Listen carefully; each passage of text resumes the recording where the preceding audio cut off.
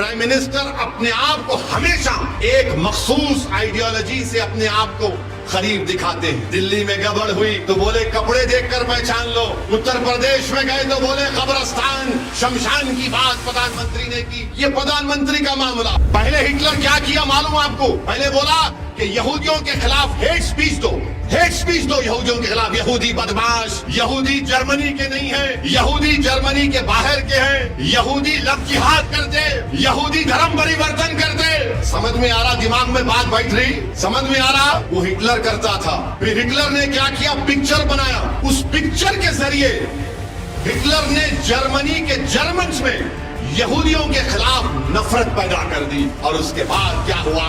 कत्लेआम हुआ यहूदियों का।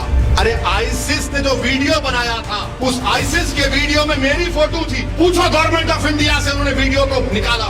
उस फोटो में आईसिस ने कहा कि असदुद्दीन ओवैसी को खत्म कर देना चाहिए। ये अजीब मामला है। आईसिस मेरे को खत्म करना चाहती और भारत में नाथूराम गोडसे की नाजायज औलाद मेरे पे गोली चलाती।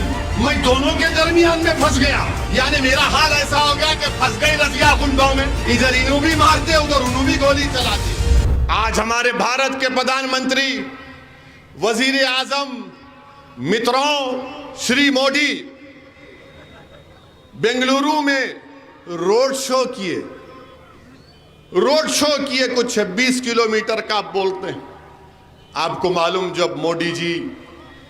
जब मोदी रोड शो कर रहे थे बेंगलुरु में, मणिपुर में 55 लोगों की मौत हो गई। 55 पीपल हैव डाइड। राजौरी में हमारे 5 सिपाहियों को पाकिस्तान से आतंकवादी आकर उनकी जान ले लिए। मगर मोदी जी बेंगलुरु में क्या है? 55 लोग। सिविल वार हो रही है मणिपुर में, सिविल वार हो रही है। और मोदी जी बोल रहे वो केरला की पिक्चर में ऐसा बताया गया था।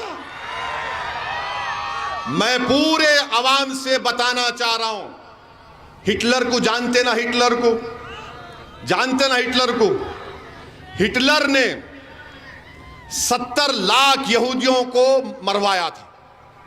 कितने? 70 लाख। और कैसे मरवाया? पहले हिटलर क्या किया मालूम आपको? पहले बोला कि यहूदियों के खिलाफ हेट स्पीच दो, हेट स्पीच दो यहूदियों के खिलाफ। यहूदी बदमाश, यहूदी जर्मनी के नहीं हैं, यहूदी जर्मनी के बाहर के हैं, यहूदी लव जिहाद करते, यहूदी धर्म परिवर्तन करते। समझ में आ रहा? दिमाग में बात बैठ रही? समझ में आ रहा? वो हिटलर करता था। फिर हिटलर ने क्या किया? पिक्चर बनाया। उसका अंग्रेजी नाम उस पिक्चर का शायद 1940 में इटर्नल जू था। उस पिक्चर के जरिए हिटलर ने जर्मनी के जर्मन्स में यहूदियों के खिलाफ नफरत पैदा कर दी। और उसके बाद क्या हुआ? कत्लेआम हुआ यहूदियों का। मोदी जी, हिटलर ने ऐसा काम किया था। इटर्नल जू एक पिक्चर बनाई थी, उसका जर्मन नाम याद नहीं आ रहा मुझे। फिर वो क्रिस्टलाक का एक वाकया हुआ, राइस्टाग को जला दिया गया। उसके बाद यहूदियों का कत्लेआम हुआ। ये समझो बात को आप। भारत के प्राइम मिनिस्टर हैं, 133 करोड़ जनता का प्राइम मिनिस्टर, मगर क्या बोल रहे? पिक्चर के प्रोमोटर बन गए प्राइम मिनिस्टर, एक पिक्चर के डिस्ट्रीब्यूटर बन गए, एक पिक्चर के डायरेक्टर प्रोड्यूसर बन गए मोदी जी। देश के प्रधानमंत्री और आरएसएस से हम कहना चाह रहे हैं, सबक हासिल करो हिटलर से, सबक हासिल करो हिटलर से कि हिटलर ने कैसे यहूदियों को 70 लाख यहूदियों को खत्म कर दिया था, कैसे नफरत पैदा कर दी थी जर्मनी के जर्मनों में कि यहूदी गंदे हैं, गद्दार हैं, झूठे हैं, जर्मनी के नहीं हैं। ये राह पर कहीं वो मुल्क, हमारा मुल्क ना चला जाए। और पिक्चर देखकर लोग बोल रहे हैं अच्छा आईसिस अरे आईसिस ने जो वीडियो बनाया था, उस आईसिस के वीडियो में मेरी फोटो थी। पूछो गवर्नमेंट ऑफ इंडिया से, उन्होंने वीडियो को निकाला। उस फोटो में आईसिस ने कहा कि असदुद्दीन ओवैसी को खत्म कर देना चाहिए। ये अजीब मामला है।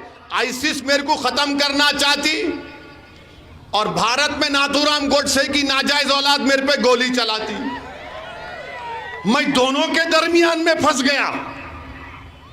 यानी मेरा हाल ऐसा हो गया कि फंस गई रजिया गुंडों में।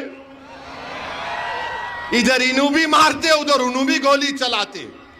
खैर, जो दुनिया में आता है, मेरे को हमारी अम्मा सिखाई। हमारी अम्मा बोली कि देखो, जब तुम दुनिया में आए तो एक बड़े अल्लाह के वली ने तुम्हारे कान में अज़ान दे दी। अब तुम्हारी अज़ान हो गई, अब सिर्फ तुम्हारा जनाजा निकलना बाकी है। तो मैं तैयार हूं। मैं डरने वालों से नहीं हूं, मैं सिर्फ अल्लाह से डरता हूं और अल्लाह से डरता रहूंगा। मगर आपको सच्चाई बयान कर रहा हूं कि एक पिक्चर का प्रमोशन भारत के प्राइम मिनिस्टर कर रहे हैं, और हो सकता है कि प्राइम मिनिस्टर अपने घर में बैठकर देखेंगे ऐसा। Oh very good. बुर्खा पहनकर, ओ बुर्खा पहने, ओ क्या प्राइम मिनिस्टर साहब, इस देश की आजादी में क्या हमने हिस्सा नहीं लिया था? इस देश की आजादी में बी अम्मा कौन थी? वो बी अम्मा जिसने महिलाओं को अंग्रेजों के खिलाफ खड़ा किया था। प्राइम मिनिस्टर हजरत महल कौन थी जिसने अंग्रेजों से मुकाबला किया और नेपाल में जाकर उसको बसना पड़ा? बहादुर शाह जफर कौन थे जिनके बेटों की सरों, कटे हुए सरों को उनके सामने लाकर दे दिया गया? आज आप हमसे कह रहे हैं कि पिक्चर ऐसा है।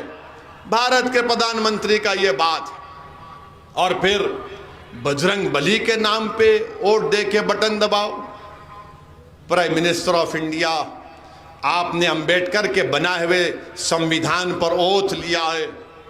आपको यह कहना चाहिए था कि संविधान के नाम पे वोट दो, संविधान को मजबूत करने के लिए वोट दो, अपने अच्छे नेताओं को बनाओ। मगर प्राइम मिनिस्टर अपने आप को हमेशा एक मखसूस आइडियोलॉजी से अपने आप को करीब दिखाते हैं। दिल्ली में गड़बड़ हुई तो बोले कपड़े देखकर पहचान लो। उत्तर प्रदेश में गए तो बोले कब्रस्तान शमशान की बात प्रधानमंत्री ने की। ये प्रधानमंत्री का मामला है।